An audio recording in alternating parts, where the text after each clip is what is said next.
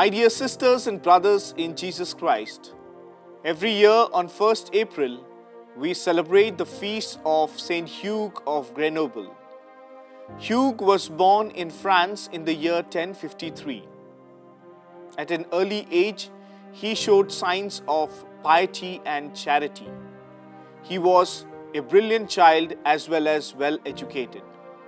At the age of 25, he was appointed as a canon at the Cathedral of Valence.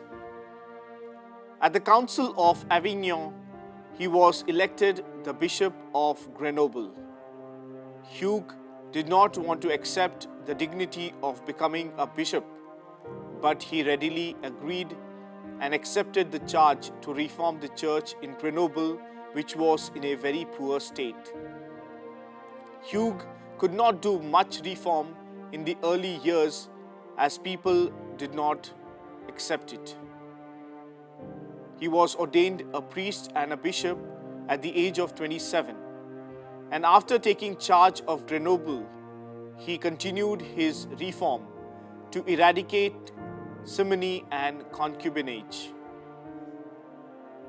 After 2 years, he retired and became a Benedictine monk, but was asked by the Pope to return to Grenoble and take charge of the diocese, which he readily agreed. And thereafter, when he returned back, he preached the gospel in Grenoble for 50 long years. It was Hugh who gave land to Saint Bruno to build the famous Carthusian monastery called the La Grande Chartreuse. He loved the monastery so much that he would spend time with the monks in menial labor and prayer. Hugh often visited the monastery and prayed in silence and solitude. He would also meet the monks, share their life of poverty and prayer.